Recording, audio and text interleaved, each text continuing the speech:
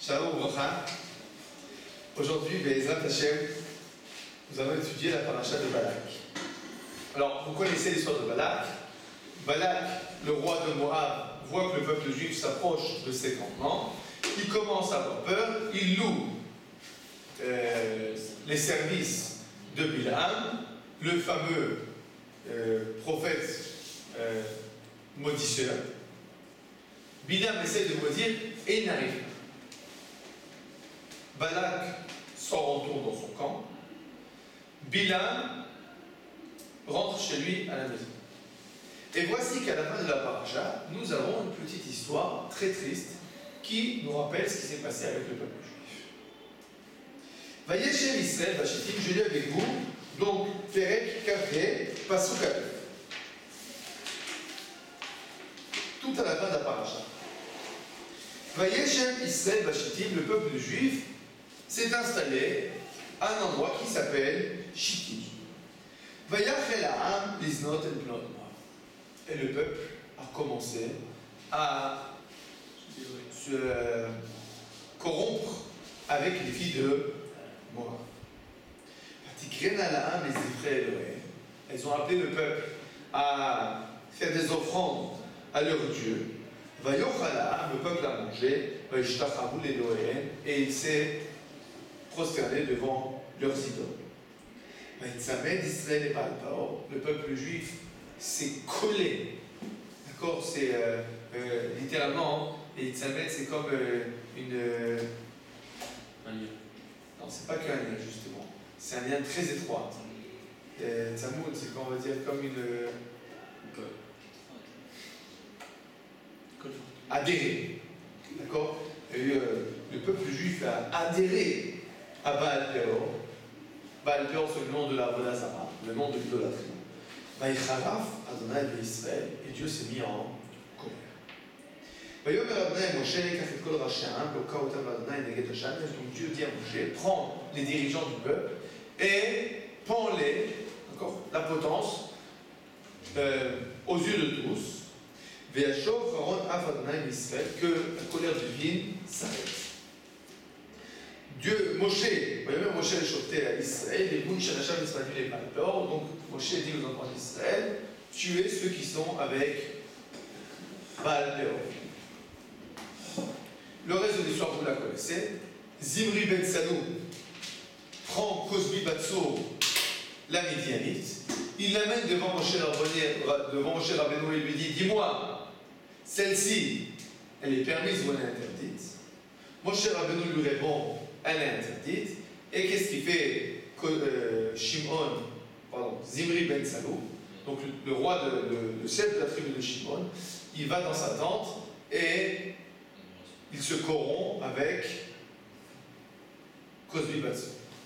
Pinchas, le fils de Elazar, le fils de Aaron, vient et on va dire comme ça, les enfourche avec sa lance. Et à cause de ça, grâce à cela, l'épidémie qui avait commencé dans le peuple juif se termine. Et nous arrivons à la paracha de la semaine prochaine. Dieu dit, Pinchas, kol hakarot. D'accord? Bon. Alors, ce petit texte-là, quelques psukim, c'est très triste. On parle du peuple juif maintenant. D'accord? Ça fait 40 ans que les étudient la Torah, qui sont dans le désert, qui ont l'année Kavod. D'accord? Les nuées, le Beth Midrash toute la journée, les nissim, la main et tout. Et finalement, boum, boum, trach. D'accord? On va dire c'est. Se casse la figure. Comment c'est possible? Comment comprendre qu'ils vont faire de la Vodazara? Comment comprendre qu'ils vont se corrompre avec les filles de Midian? Comment comprendre tout ça? 40e année. On est à l'entrée du désert, à l'entrée de l'Eretz Israël.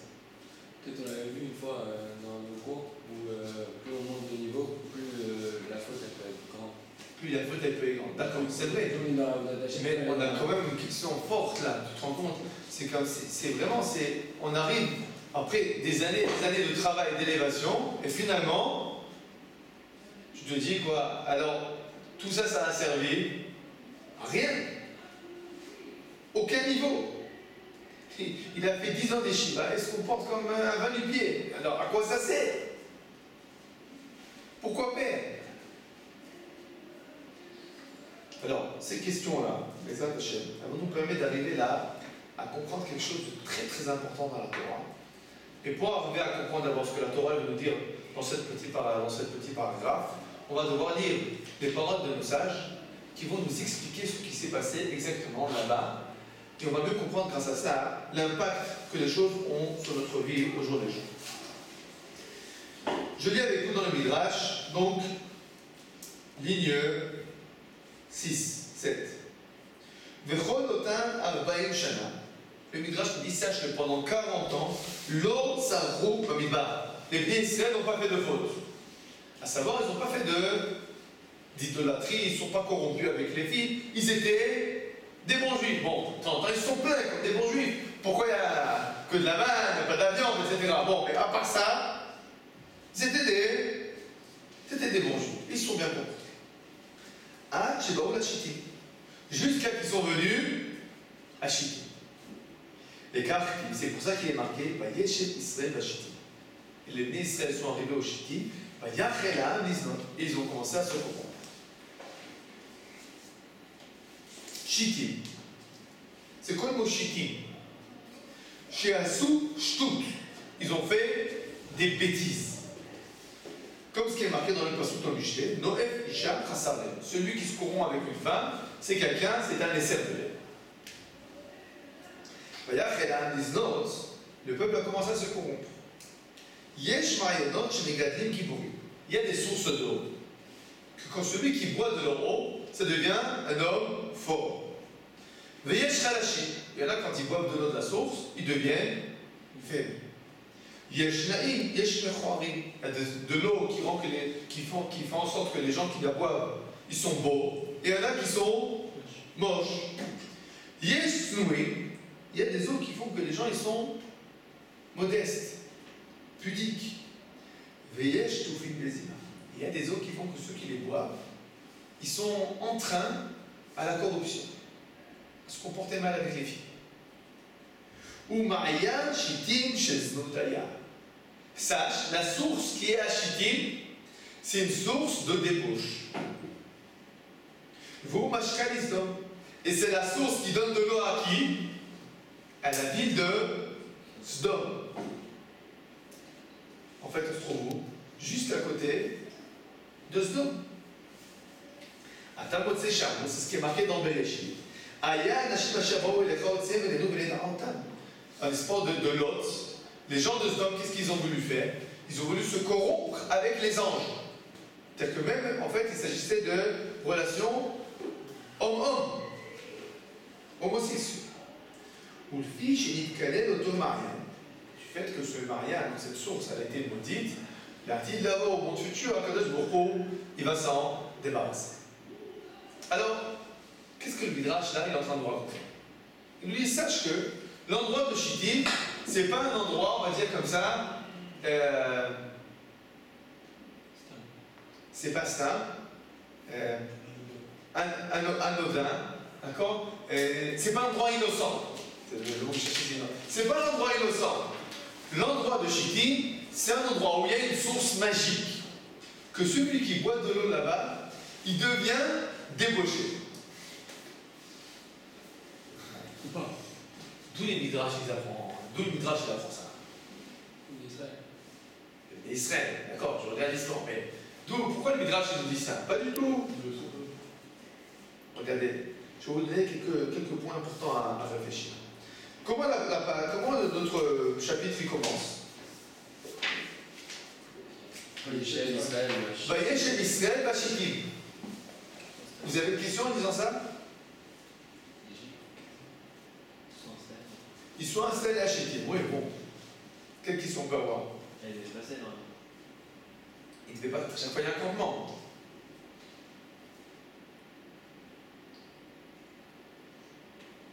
Tout simplement. Où c'est qu'ils étaient jusqu'à présent? Devant Yericho. Ils étaient jusqu'à présent dans le coin. D'accord? Ils se sont rapprochés de Moab. Moab dit, bon, il faut les maudire. Donc, où c'est qu'ils étaient? Ben, ici, dans le coin. Pourquoi la Torah, elle a besoin de nous dire, ils se sont installés à Chittim. A priori, ça veut dire quoi? Que cet endroit-là, il a eu importance. C'est parce qu'ils étaient à cet endroit-là qu'il leur est arrivé ce qui leur est arrivé. Cet endroit-là, il a une importance. Alors, pour comprendre ça, on va comprendre. C'est quoi Chittim? De quoi le mot Chittim? Alors, Chittim, donc ça, je dis, c'est du mot Shtut. D'accord. Alors, je vais vous dire ce qu'il dit le Orach Chaim. Donc, Shtut, c'est une bêtise. Le Orach Chaim Akadosh, il nous dit, Orach Chaim Akadosh, il nous dit la chose suivante. Chittim, ça vient du mot Chatou Ha'am Velakatou. Chatou Ha'am. C'est quoi Chatou Ha'am? Il s'agit de quoi? Chatou Ha'am Velakatou. Il s'agit de la manne. Et donc, c'est quoi Chatou? Je traduis en bon français, déambulé. Ça veut dire quoi? Je crois que c'est posé. C'est quoi déambuler? Se balader. D'accord? Il se balade. Donc le peuple il se balade pour trouver quoi? Pour récolter la manne. Donc Chittim c'est quoi?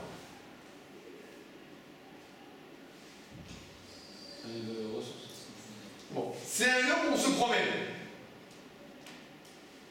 Ensuite, le Rachar Hirsch, le Rav Shimon Raphaël Hirsch, il nous dit la chose suivante. Chittim, il a dit la chose suivante. Il a écrit Vayeshe Ba'am, comment il a marqué? Vayeshe Ba'am Ba Chittim.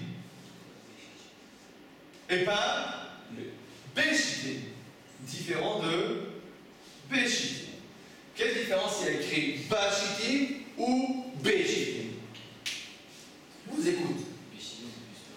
Be Chittim c'est quoi? C'est plus extérieur. Bah, c'est vraiment à l'intérieur. Non. Ah, bah, c'est unique. Non, attendez. Bas c'est l'unique. Dans quel sens? Ça veut dire quoi, bas c'est l'unique? Je dis comme ça, j'habite à Yerushalayim. Ou bien, je vais à Yerushalayim. Non, je m'arrête à Yerushalayim. Comment je dis en hébreu? Ani Yotzer, Yerushalayim. Donc c'est quoi? Be Yerushalayim. Donc le mot qu'on aurait dû utiliser, c'est quoi? Be Chittim.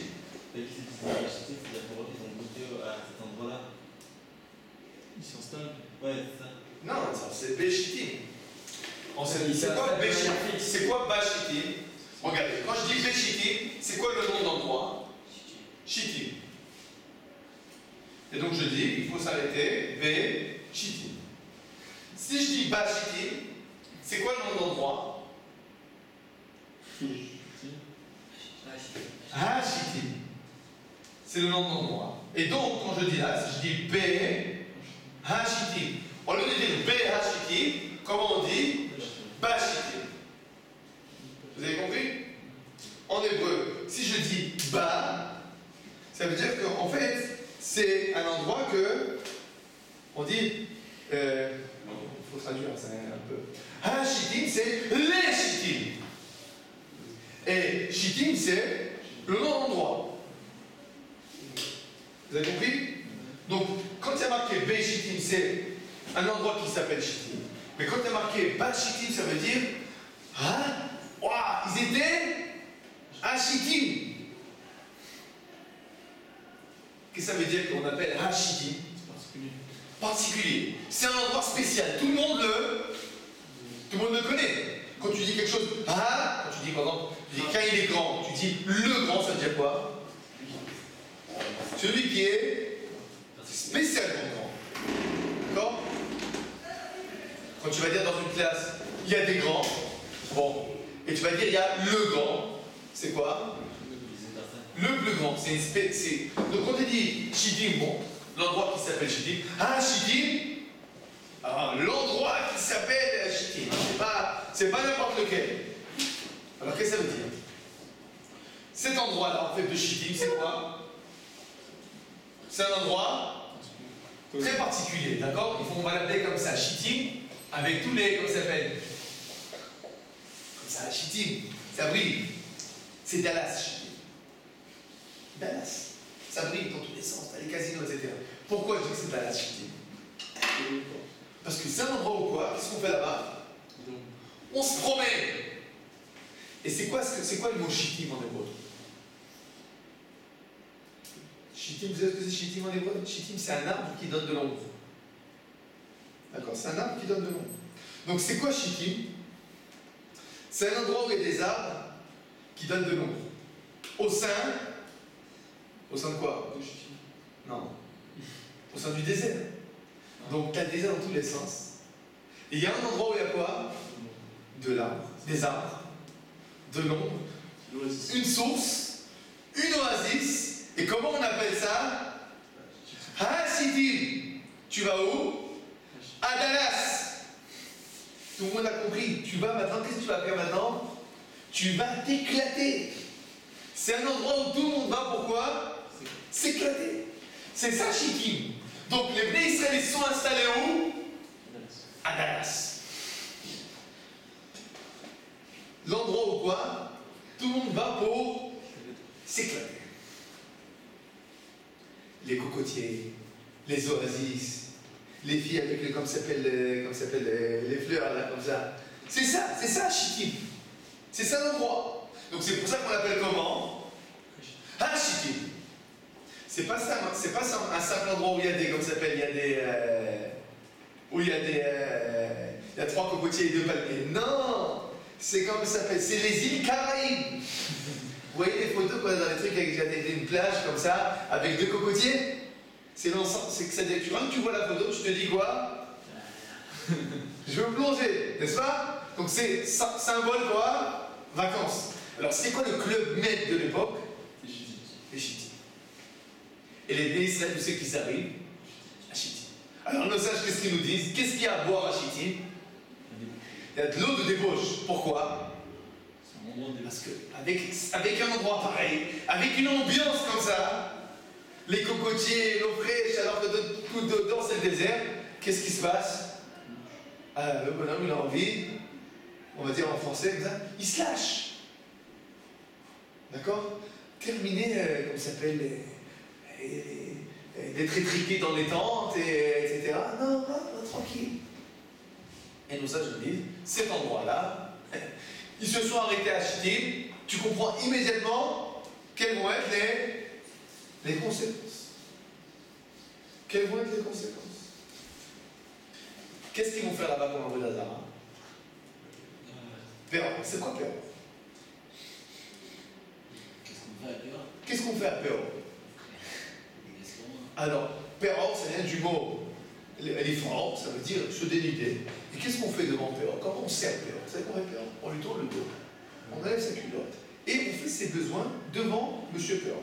C'est comme ça qu'on sert l'Avodah Zarah de Péor. Je vous le raconte comme ça vous a l'air tout à fait dégoûtant, bizarre. Et tu te dis, mais qu'est-ce que c'est comme Avodah Zarah? Vous savez ce que c'est comme Avodah Zarah? C'est l'Avodah Zarah qu'on fait en vacances. C'est quoi cet Avodah Zarah là? C'est l'Avodah Zarah de dire, il n'y a aucune norme. Il n'y a aucune contrainte. Mon vieux, tu te lâches complètement. Il n'y a aucune règle. Même servir Dieu, comment tu veux servir ici? Eh bien, tu fais tes besoins. En gros, comment on dit en hébreu? Ta sympa, sale, coulant. En fait, comment on dit je ne sais pas comment traduire ça. Tu fais fi de tout. Il n'y a aucune norme, il n'y a aucune contrainte. À Dallas, tu fais ce qu'il te plaît. À Shittim, c'est le club med où on fait là-bas ce qu'on veut. Alors, c'est comment on sait, c'est quoi l'idolâtrie qui est à Shittim? L'idolâtrie de quoi? De Péor. L'idolâtrie de aucune limite. Il n'y a rien de plus dangereux que les vacances. C'est quoi l'objet de faire ces jours? Péor. Pour irritation. Les trucs, c'est pour irritation. Il se découvre devant lui pour faire ses besoins, ses gros besoins. D'accord? Donc, d'un côté, c'est tout à fait écœurant. Mais en fait, vous comprenez, c'est quoi le sens profond de cette Avodah Zarah? C'est l'Avodah Zarah, tu dis, dans toute Avodah Zarah, tu as comme des normes. Ça, c'est l'Avodah Zarah qui dit, il n'y a pas de normes. Tu fais ce que tu veux. Alors évidemment, elle va trouver des adeptes, cette Avodah Zarah, au Club Med, oui. À Dallas, oui. Dans un endroit que tu l'as décrit comme un endroit où il n'y a pas de contrainte, il n'y a pas de loi. Ah, c'est ça. C'est l'Avodah Zarah qu'on fait là-bas. D'accord? C'est quoi en fait? C'est les vacances. Ils sont en vacances et ils font des bêtises. Vous savez que le Admour Azaken, quand les armées de Napoléon se sont approchées de Russie, il a prié le Admour Azaken. Et vous savez ce qu'il a fait? Il a accompagné les armées russes, il a prié pour leur réussite. Vous connaissez l'histoire? En 1800 et quelques, Napoléon décide de conquérir, toute l'Europe, il décide de vouloir conquérir la Russie. Donc qu'est-ce qu'elles font les armées russes? Elles attendent le général hiver, à savoir, elles font le recul, et elles font la technique de, comment ça s'appelle, du brûler, d'accord? Elles brûlent tout ce qui est à descendre. Elles prennent le recul, elles brûlent, de manière à ce que finalement Napoléon, qu'est-ce qu'il ne va pas avoir? Il va pas avoir de ravitaillement. Arrive l'hiver, Napoléon va perdre son armée, et la célèbre bataille de Waterloo, où Napoléon perd, et c'est là que va commencer la chute de Napoléon, à cause de cette bataille en Russie. Maintenant, pourquoi il a perdu la guerre? À cause du Admour Azaken. Ça, on n'a pas dans un livre d'histoire, je vous raconte. Admour Azaken, il était avec les armées russes. Et il priait pour que les armées russes réussissent. Et qu'elles gagnent Napoléon. Vous savez pourquoi? Il a dit, regarde ce qui est arrivé aux Juifs de France. Depuis qu'ils ont été émancipés, qu'est-ce qu'ils ont commencé à faire? À s'assimiler. Chez nous, les Russes, ils sont méchants avec nous. Alors, qu'est-ce que ça fait? Les Juifs, ils gardent leur judaïsme. C'est-à-dire que les vacances, fais ce qu'il te plaît. C'est un énorme danger. C'est quoi le danger? C'est que quelqu'un oublie toutes ces normes. Et donc, quand on a dit aux Juifs de France, vous êtes émancipés, qu'est-ce qui s'est passé? On est libre. Attends, ils ont compris que c'était qu'on est libre. On est libre de tout. On fait ce qu'on veut. Le Admour Azaken, il a dit, c'est dangereux. Je préfère qu'il soit oppressé par les Russes. Bon. En fait, qu'est-ce qu'il dit le Admour Azaken? L'émancipation, c'est quoi? Ch'ti. Et on a déjà vu dans l'histoire quels sont les dégâts. Bon. Maintenant qu'on a vu ça, les Israël, c'est vraiment des mécréants. On voit quelqu'un, il envoie son fils au Club Med. D'accord? Sans être escorté. Qu'est-ce qu'il attend que son jeune fils y fasse? Il envoie son fils à Dallas. Il dit, va à Dallas, je t'envoie à Dallas. Va mon fils, va t'amuser. N'oublie pas de prendre ta Gemara avec toi, hein? Et tes tefilines. Qu'est-ce qu'il attend que son fils y fasse là-bas? Il va faire des bêtises. Pourquoi? C'est l'ambiance. Qu'est-ce qu'on fait là-bas? On fait des bêtises. J'ai rien à dire contre le Club de Dallas, ça je connais pas, mais je parle de façon stéréotypée, évidemment. D'accord? Vous avez compris l'idée? Alors le peuple juif, qu'est-ce qu'ils ont fait le midrash là, sur le peuple juif? Ça va, ils sont pas si responsables que ça, il ne faut pas exagérer, ils sont gentils, hein, ils ne sont pas méchants le peuple juif. C'est pas qu'ils étaient en plein à côté du côté et qu'ils ont fait des bêtises. Non, on les a mis à un endroit où ils ne pouvaient pas s'échapper. Ils étaient au Chiti. Bon, on a déjà une autre vision, un autre aperçu de ce qui s'est passé. Continuons le prochain midrash.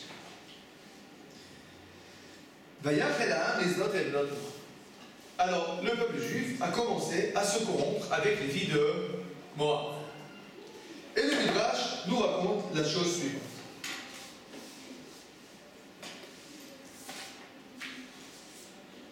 Et on va voir comme ça. Ligne 20. Vous avez ligne 20? C'est un 2, c'est à découper les numéros, la ligne 20. Le premier 2 que vous avez. Vous avez? Tout au fond de la ligne, les notes et notes mortes. Vous avez? Alors le Midrash nous raconte la chose suivante. Et donc ils ont amené le peuple, les filles de Moab, vont dire au peuple juif, allez servir les idolâtres. Shalfou Be'asato. Ils ont suivi le bon conseil, ou on va dire le mauvais conseil de Biléam. Chez les Babou. À Soudain, Klaïn. Alors ils ont fait des stands. Voshibouben, Zonot. Et ils ont mis là-bas des prostituées. Ou Bidel, Koklinenda, avec là-bas du vin et toutes les choses pour enivrer l'essence. Alors comment ils ont fait pour attraper le peuple juif, pauvre peuple juif? Ils ont mis des tentes. À l'entrée de la tente, qu'est-ce qu'ils ont mis? Une vieille toute ridée. Et à l'intérieur, ils ont mis la jeune toute belle. Maintenant, les pays Israël ils sont sortis, on leur a dit ici il y a comment ça s'appelle, il y a Dallas, etc. Il y a plein de choses à acheter, c'est pas cher, etc. Bon, ils se baladent dans la rue. Ils veulent acheter quelque chose. Ce qui est non, mais le Bachour, il y a qui Pishkan, je sais pas, une Betchan. Et il dit, viens, il y a ici plein de marchandises. Il y a des jolis habits en lin qui viennent de Betchan. Alors il dit promotion, etc. Bon, elle a l'air toute moche, pas de risque, pas de danger. Alors elle commence à lui montrer sur le palier. Elle dit, bon, rentre, j'ai encore de la meilleure marchandise à l'intérieur. Maintenant, la vieille elle dit 50 euros le. Comment ça s'appelle? Le tel vase.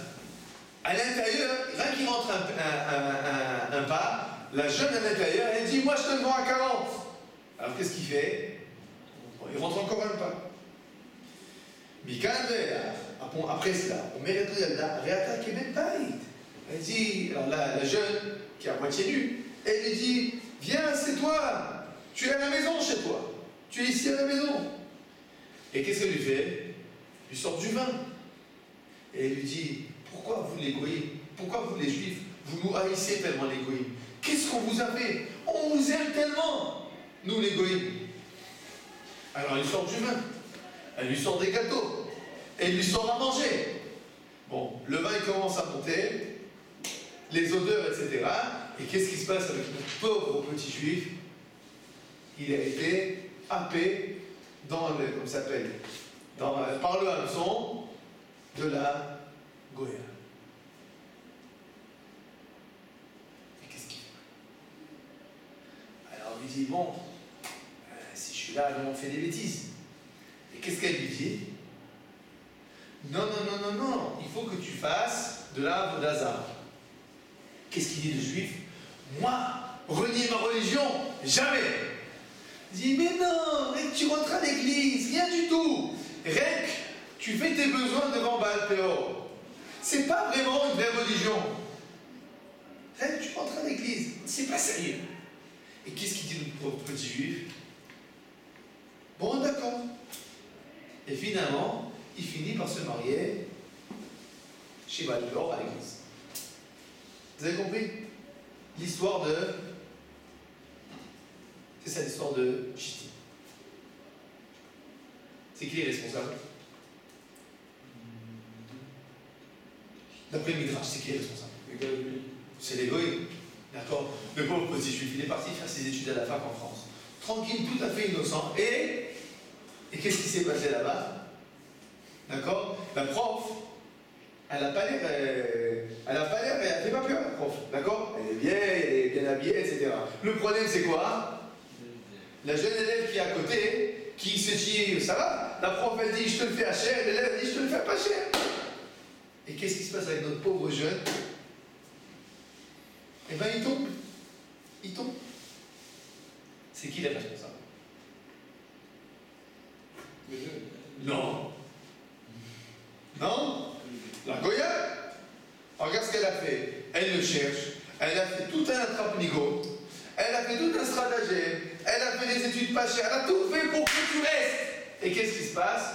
Notre cher bonhomme, qu'est-ce qu'il fait? Eh bien, il tombe dans le panneau. C'est qui est responsable?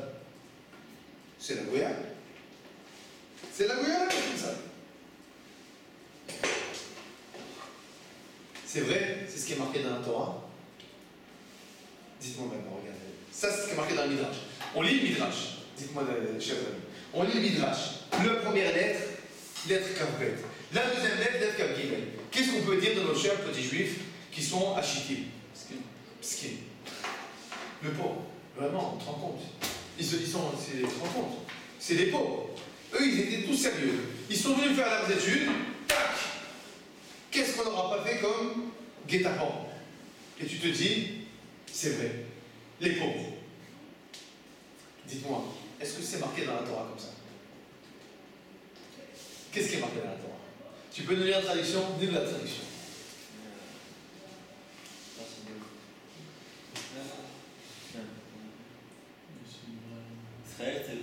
Dis, ouais, passe au café, lis le premier passe. Père café, passe au café. Le peuple se leva à la débauche avec la ville Moab. Elles convièrent le peuple à leur festin idolâtre. Le peuple mangea et se prosterna devant leur Dieu. Bon, alors le premier tout, le début, c'est quoi? Comment c'est marqué tout au début? Le peuple, ça a été à Chittim et le peuple. Alors se livre à la débauche. Bon, ils ne sont pas brouillés dans la traduction. Pourquoi ils ne sont pas brouillés? Parce qu'ils n'ont pas traduit, ça veut dire quoi le mot Vayaché? C'est quoi Vayaché? Vayaché la âme is not a blood moi. Ça veut dire quoi Vayaché dans le mot? Non, c'est Vayaché. Il y a Vayaché. D'accord? Vayaché.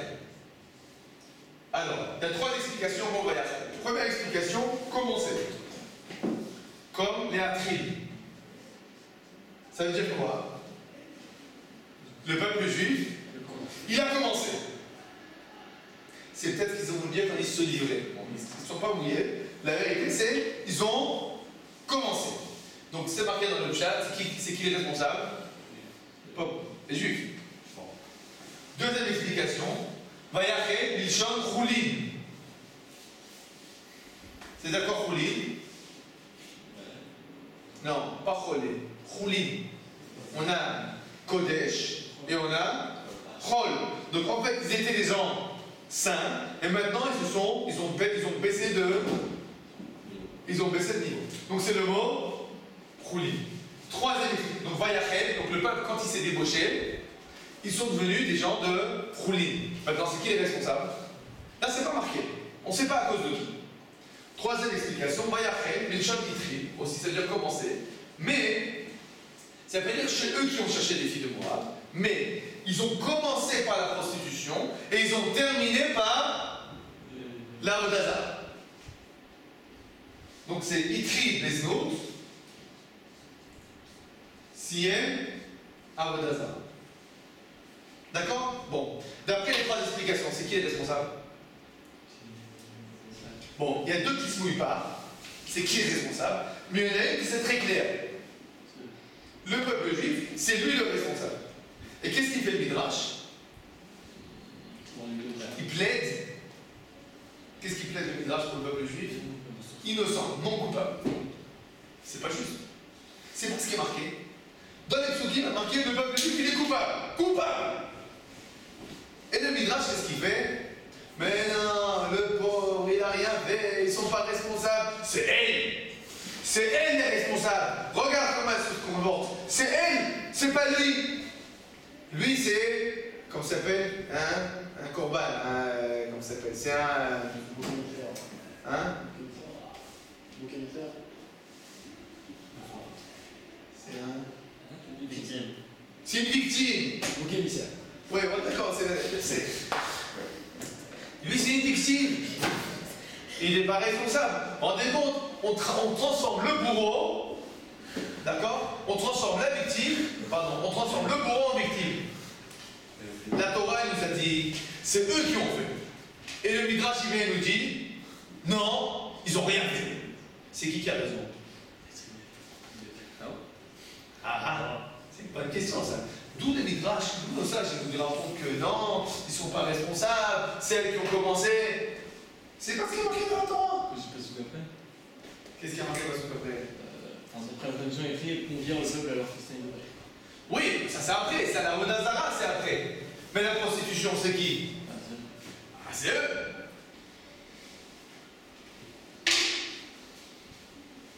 Vous voulez un indice?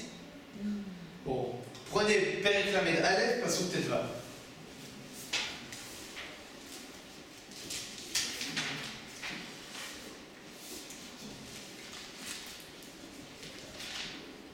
Comment on a conclu que Vayachel, ils ont commencé, C'est en hébreu, en hébreu.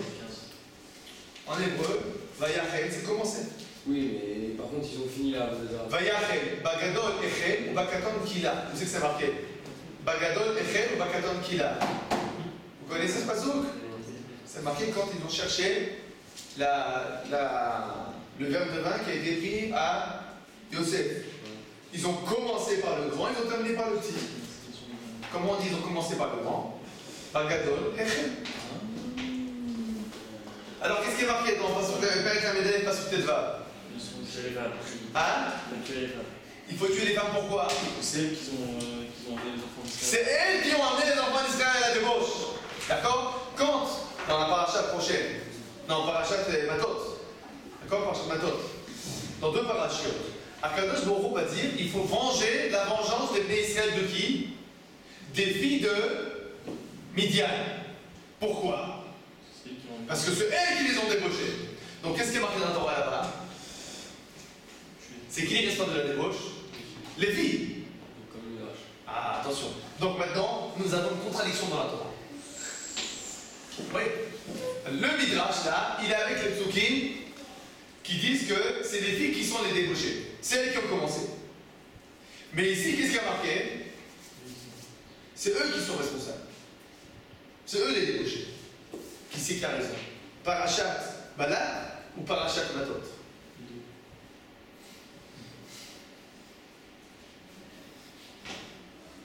C'est évident que c'est Parachat Matot qui a raison.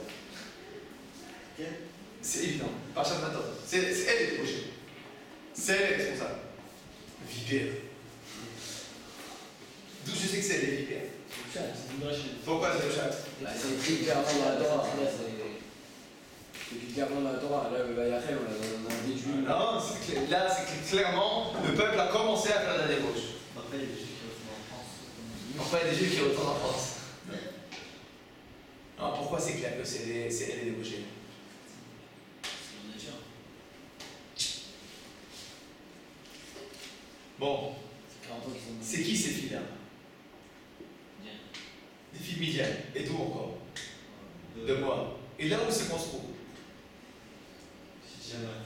À Chittim. C'est où Chittim? C'est ni moi, ni Midian. Alors dis-moi, qu'est-ce qu'elles font, ces petites pucerelles innocentes, à des dizaines de kilomètres de leur maison? Ah ouais. On peut pas dire que les Bnei Israël, ils les ont pris chez eux à la maison, à côté de papa-maman, et que les Bnei Israël est responsable. Qu'est-ce qu'elles ont fait, ces jeunes filles ici?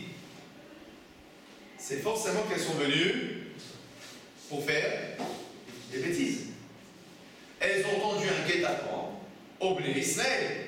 Maintenant, où c'est qu'elles ont entendu le guet-apens? À l'endroit le plus propice.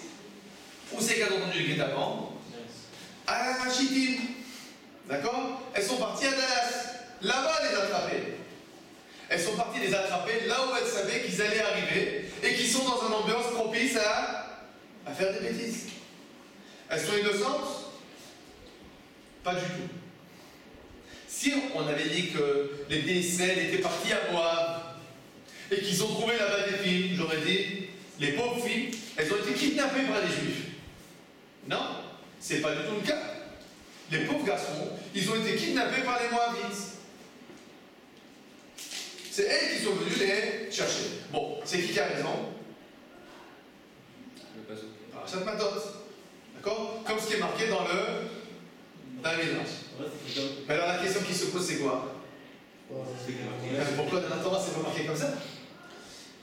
C'est vrai, c'est évident que c'est pas les Bnei Israël responsables. C'est évident, c'est quoi par neuf? Qu'est-ce qu'elles font là, ces jeunes filles? Elles sont pas du tout innocentes. Elle devrait être où normalement? Mais chez eux? Qu'est-ce qu'a fait une jeune fille dehors? Elle doit être chez elle à la maison. D'accord? Si elle se balade en groupe de jeunes filles, loin de la maison, c'est pour quoi faire? Ouais, non, c'est sûr, mais elle devrait être où? Elle devait être à la maison. À moi, vers Midian. Ce ne sont pas des autochtones, ce sont des touristes. Et Balak, c'est le roi De Moab. Ah, de Moab. Donc il a envoyé sa fille pour se prostituer. D'accord? En fait, c'est comme si les des défis du monde mental à l'été, ils ont des venant d'Israël. Un peu l'idée. D'accord? Ou bien on sait qu'il y a des jeunes juifs qui vont en France à la fac, on les attend là-bas. D'accord? On les attend là-bas, sur place. Pourquoi? On sait qu'ils vont arriver à un moment ou à un autre. Donc on sait que c'est l'endroit où il faut les attendre. Bon, j'ai voulu viser personne. Alors, c'est clair ce qui se passe? Non, vous avez compris ce qui se passe? Maintenant, la question c'est quoi? Qu'est-ce que c'est comme question? Pourquoi la Torah, elle parle pas comme ça? Pourquoi la Torah n'est pas claire? Pourquoi le nous dire c'est les pauvres garçons, les pauvres filles, ils ont été attrapés dans le kidnapping, dans le guet-apens. Bon, ben on plaide non coupable. Et qu'est-ce que la Torah crie? Coupable! Coupable! Pourquoi? Sinon, on va dire toujours ça. Regardez comme c'est important. Pourquoi je vous dis qu'il y a un très très bon message cette paracha? Cette paracha nous dit tu ne pourras jamais plaider coupable. Tu seras toujours responsable de tes actes. Tu ne peux pas dire on m'a fait. C'est pas ma faute. C'est elle qui m'a attrapé. Elle m'a fait un clin d'œil. Et alors? Qu'est-ce que tu as fait toi après? Il dit, j'ai pas étudié aujourd'hui. Pourquoi? C'est ma Chavruta la responsable. Elle n'est pas venue au Beth Midrash. Tu t'es pas levé à la tefila? Oui, mais c'est pas ma faute. Mon copain, il a oublié de me réveiller. On a toujours cette réaction de dire quoi? De dire quoi toujours? On m'a fait. Il m'a fait. Elle m'a fait. Pourquoi tu es nerveux? Ma femme m'a énervé. Pourquoi tu parles mal? Mon boss, il m'a crié dessus. Tu ne prends jamais ta responsabilité? Pourquoi tu m'attaques? Vous avez compris? On a toujours une réaction humaine de quoi? On va dire ça, d'être réactif. Pas d'être actif, d'être réactif. À savoir, nous ne prenons jamais aucune responsabilité sur nos actes. Toujours, qu'est-ce qu'on a fait? Qu'est-ce qu'on fait? On accuse les autres. On accuse les autres. Tu fais pas ça pourquoi? C'est la faute à mes parents. Et ça, c'est la faute à ma grand-mère. Et ça, ma petite sœur. Jamais tu es responsable. Qu'est-ce que la Torah nous dit là? La vérité, on sait qu'elles leur ont fait le guet-apens. On sait que c'est un endroit propice. On sait qu'ils avaient toutes les chances contre eux. Et malgré ça, qu'est-ce qu'a dit la Torah? Vous êtes responsables. N'accuse jamais les autres de tes actions. Prends tes responsabilités sur ce que tu fais. Ne dis jamais on m'a fait. Il m'a fait, elle m'a fait. Jamais. Dis je suis responsable. C'est-à-dire que même si un juif va se retrouver dans une situation, on va dire impossible. Il est à la fac en France. Est-ce qu'il peut dire eh ben j'y peux rien. Je peux rien faire. C'est pas de ma faute. Est-ce qu'il peut dire ça? Alors, il peut essayer de plaider les conséquences atténuantes. Mais il sera toujours responsable de son action. On ne peut pas trouver une solution, qu'on s'appelle des conséquences atténuantes, plus que l'histoire de Bnei Israël à Shittim. Et malgré ça, comment la Torah elle parle? Ils ont commencé. Ils sont baladés, il ne fallait pas balader. Ils sont partis, il ne fallait pas partir. Ils sont responsables. Il n'y a pas d'excuse. On doit toujours prendre responsabilité sur nos actes. Et Israël, il était obligé de passer par là ou il pouvait prendre un autre chemin? A priori, oui. C'est le chemin pour rentrer en Israël. Alors. Ouais. Et ben même des fois, tu dois passer. Alors tu peux dire, c'est pas ma faute, c'est lui. Non, il n'y a pas c'est lui. C'est jamais c'est lui. Des fois, il y a des gens qui vont à l'armée.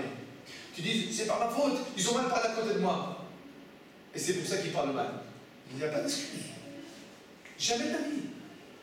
Un homme, là où il se trouve, dans quelle situation il se trouve, il doit prendre sa responsabilité sur ses actions.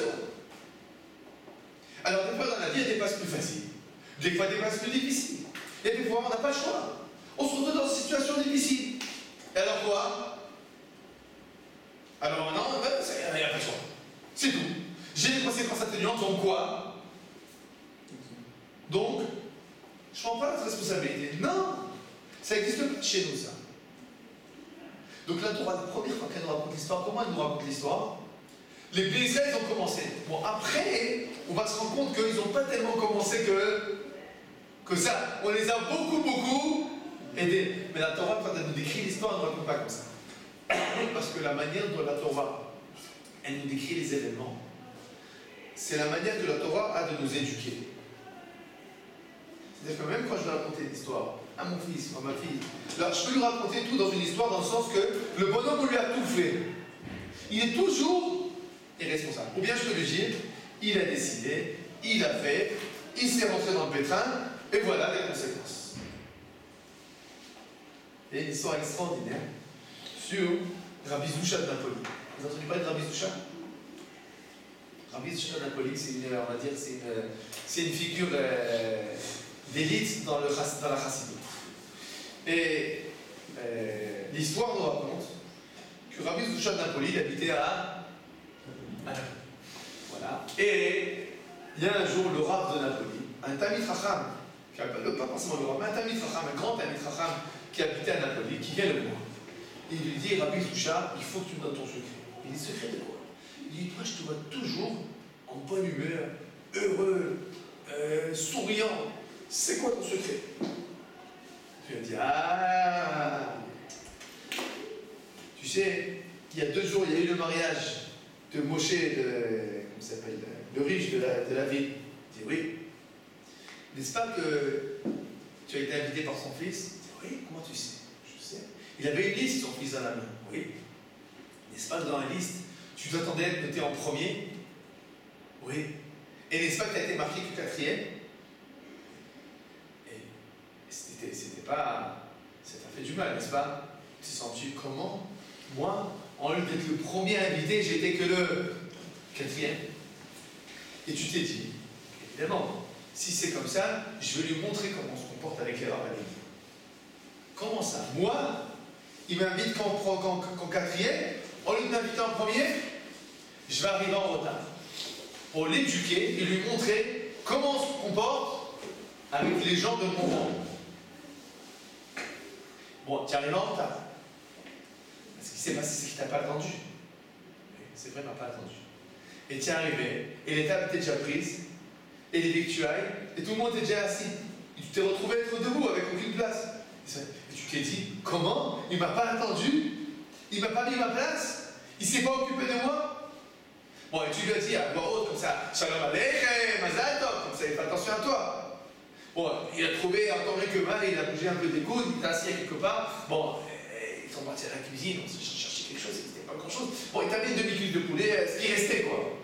Et tu t'es dit, quand t'as reçu cette cuisse de poulet, comment? C'est comme ça qu'on traite moi, le rave important, etc. Et ouais. Bon. Après, arrivé à la fin de la Séouda, et tu t'es dit que maintenant c'est sûr qu'ils vont te faire le capote de faire les Shirabachot. Mais qu'est-ce qui s'est passé? Comme tu étais au fond, avec la table des gueux, alors qu'est-ce qui s'est passé? On t'a oublié. Et donc il t'a pas vu.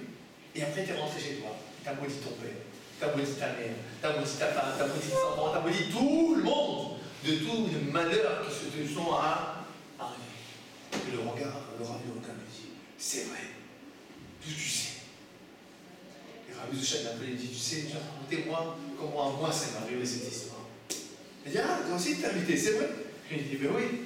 Moi, il est venu avec la liste. Moi, je n'attendais pas du tout qu'il m'invite. Je lui dis, moi, Zoucha, un homme tout simple, un juif de 4e qualité, pourquoi il va m'inviter? Il m'a invité, il m'a mis en 5e place.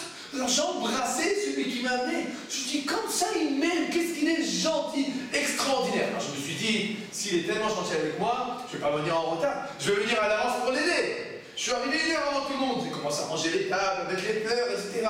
Et il m'a vu, il m'a dit comme ça, tu m'aimes, tu es mon copain, je veux que tu fasses le mariage.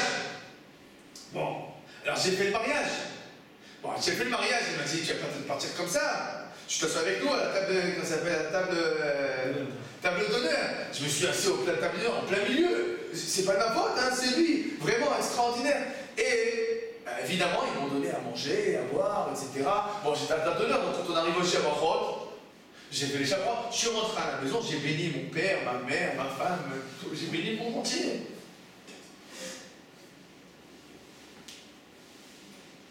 C'est l'histoire vraie. Hein. Voilà, vrai dans la principe. Alors, c'est quoi cette histoire? C'est l'histoire de quoi en fait? C'est deux façons de voir les choses.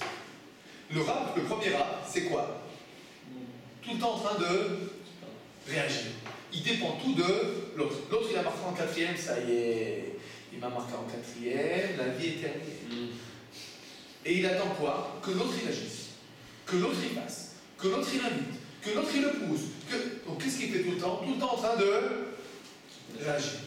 Rabbi Zoucha, qu'est-ce qui se passe? Il agit. Il voit qu'on a invité, qu'est-ce qu'il fait? Eh bien, il agit. Il cherche à agir par lui-même. Et c'est ça, on va dire, c'est deux types d'hommes. Et ces deux types d'hommes, ils existent dans le monde et on les voit tout le temps. Il y a des gens qui sont tout le temps en train de réagir, tout le temps en train de, on va dire, tout le temps en train d'accuser, de maudire le monde entier des malheurs qui leur arrivent. Vous connaissez ces gens comme ça? D'accord? En Israël, on appelle ça s'appelle le stéréotype, comme ça s'appelle de Ayara Pitoire, des villes en voie de développement. Et il dit, pourquoi tu ne travailles pas à l'école? J'ai des mauvais profs. Ouais, toujours, nous, on ne nous aime pas. On m'a mis dans une école avec les mauvaises écoles. Nous, ils ne nous aiment pas. Ils ne nous aiment pas. Je dis, bon, et au foot, pourquoi tu ne réussis pas? C'est mes copains. Ils ne sont pas du tout gentils. Jamais ils m'aident. De toute façon, jamais je pourrais réussir parce que jamais les gens les aident ici. Personne n'aide ici. C'est quoi? C'est des paroles de quoi? Oubliez qu'elles sont pessimistes. Je ne parle pas du pessimisme. Je parle du fait que quoi en fait? Réactif. Donc en fait, qu'est-ce qu'il fait en fait? Jamais il pourra sortir de son problème. Pourquoi? Parce qu'il attend tout le temps que quelqu'un d'autre le sorte. Bon, qu'est-ce qui va se passer? A priori, personne ne sortira. Parce que pour se sortir de son problème, qu'est-ce qu'il faut qu'il décide? D'agir. Pas d'être réactif à ce qui l'entoure, mais d'agir. Rabbi Zoucha, c'est la personne qui décide de prendre la responsabilité de sa vie entre ses propres mains. Et dans quelle situation qui se trouve, qu'est-ce qu'il décide? Comment moi, je peux agir dans cette situation? Comment moi, je me suis retrouvé dans telle situation? Vraiment, scénario catastrophe. Alors, qu'est-ce que je fais? Eh bien, je fais le maximum de ce que je peux faire. Je prends mes responsabilités. À partir du moment où je prends mes responsabilités, je peux lever la tête au-dessus de l'eau. Mais, si je décide d'être passif, qu'est-ce qui va se passer? Je vais être englouti par ce qui m'entoure. Et c'est exactement, je pense, le message très important pour moi dans cette paracha. Cette paracha de Shittim, c'est la paracha qui nous dit que, bien que l'homme, il peut donner toutes les excuses du monde, la vérité, c'est qu'il est responsable de ce qui lui arrive. La vérité, c'est qu'il ne peut pas plaider l'innocent quand il a fauté. Parce que c'est lui qui a fauté. C'est lui qui a décidé de se laisser emporter. Voilà. C'est tout ce que je voulais vous dire. Je pense que c'est un message important pour la vie. Et que chacun d'entre nous, là où il se trouve, dans quelle situation il se trouve, que ce soit en France, que ce soit en Israël, que ce soit en Belgique, que ce soit en Angleterre, que ce soit à l'armée, que ce soit à la fac, que ce soit partout, dans quelle situation qu'on se trouve, ne pas accuser l'entourage de ce qui nous arrive. Prendre nos responsabilités sur nos actes. J'ai un mauvais prof, ça ne veut pas dire que je dois rater. Le prof, il est mauvais. Combien de fois des élèves disent pourquoi tu ne réussis pas? Les profs, ils sont mauvais. Et toi, tu ne peux pas bosser tout seul? Bosse tout seul. Le prof, il est mauvais, bosse tout seul. Le prof, il est bon, bosse aussi. Prends ta responsabilité sur tes actions. C'est comme ça que tu vas réussir. C'est comme ça qu'on réussit dans la vie de façon générale. C'est comme ça, évidemment, qu'un juif il regarde les choses dans sa vie de Torah au mitzvah. Là où il est responsable. Que Dieu nous donne la force de toujours d'avoir le courage de toujours prendre notre vie entre nos mains et de prendre nos responsabilités sur nos actions. Bon, on va donner l'heure là. Amen. Amen.